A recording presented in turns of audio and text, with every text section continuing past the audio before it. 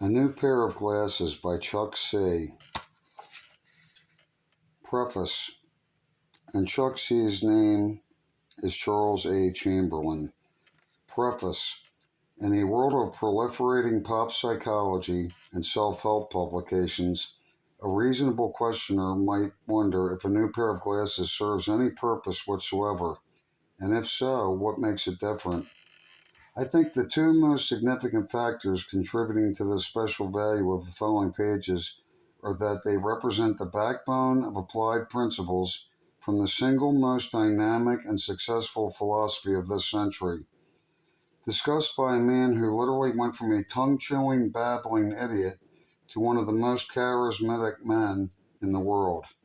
The philosophy, of course, is that of Alcoholics Anonymous, which has dramatically changed more alcoholic lives during the past half-century than have likely been changed through all other therapeutics combined in the history of alcoholic treatment.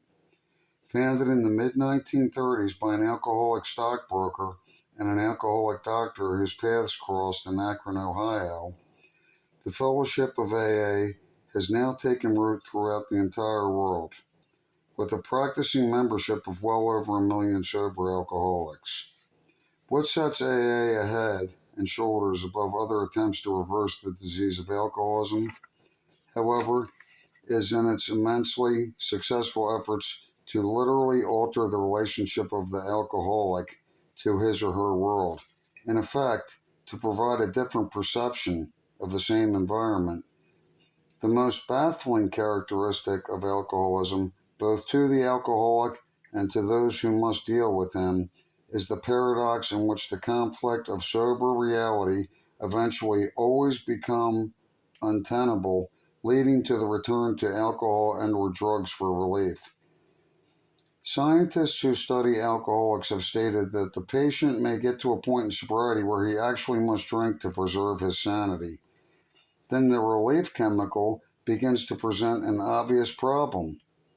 The outside pressures begin to mount regarding its use, and the pain and discomfort in the patient begins to increase. Neither sobriety nor its chemical counterpoint can provide any meaningful cessation of the conflict. This almost hopeless condition of mind and body is known as alcoholism, a truly strange disease in which withdrawal from alcohol has little, if any, salutary effect, and often makes the emotional agony intensify.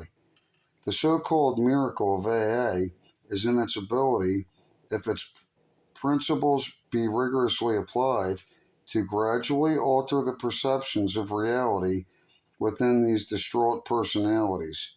The goal often achieved is to eventually experience life with a degree of comfort never before possible for people sharing this affliction of mind and body.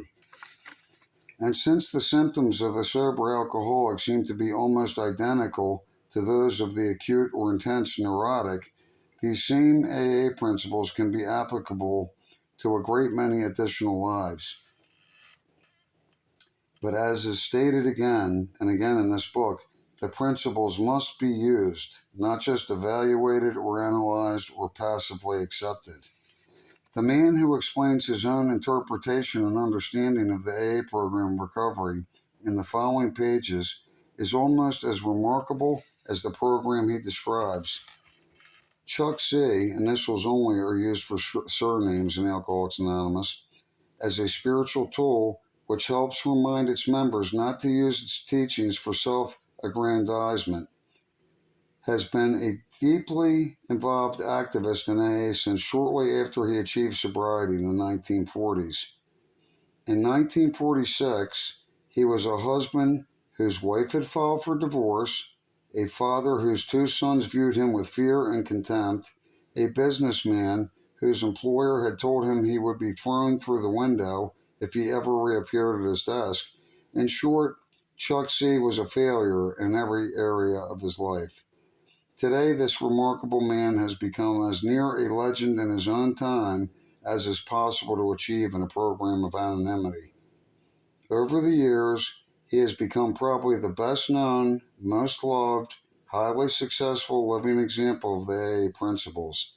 And as he carefully explains, His success is due entirely to what he learned from the AA program and its continued use in his life today. A contented marriage that has now passed its golden anniversary, the continuing love and respect of his two sons, his retirement as owner of that same company that he summarily discharged him in 1946 are all merely surface indications of the far deeper change he has brought about in himself. Uncover, discover, and discard. This has been the root of his evolving philosophy. But unlike most philosophies which get enmeshed in clever phrases and pseudo-psychological mumbo-jumbo, he uses these pages to describe a pragmatic way to live, to love, and to bring a meaning to existence.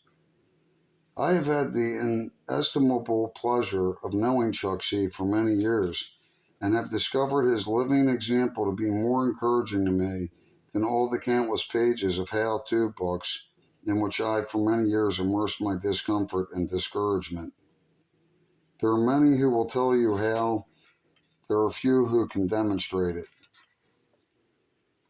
Over the years, I've been staggered by his almost inexhaustible store of energy and dedication, and even more astonishing, in this crass and materialistic world, it remains astonishing to remember there is absolutely no financial recompense to him for these efforts.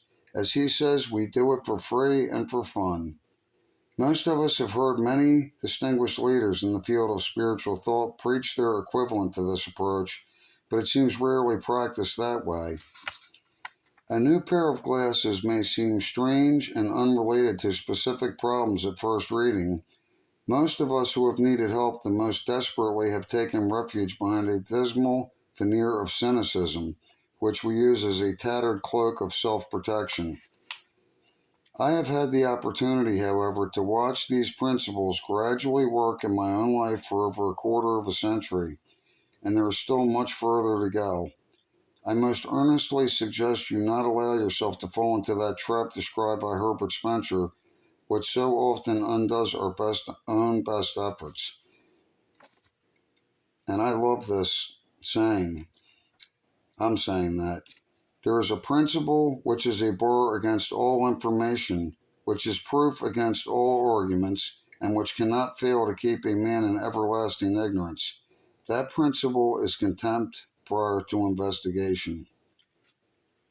In short, friend, give yourself a break, take what you can now, and file the rest for future reference. It's amazing how well such an apparently simple approach can alter the perception of life. And after all, isn't that why we get a new pair of glasses? Clancy I, Los Angeles, 1983. And I'll add a footnote. There's plenty of talks given by Clancy I on YouTube, and he's awesome. He's passed away now, but he's got an amazing story himself. Okay, thank you, people, for your time. Please use this information or pass it along to somebody that may benefit.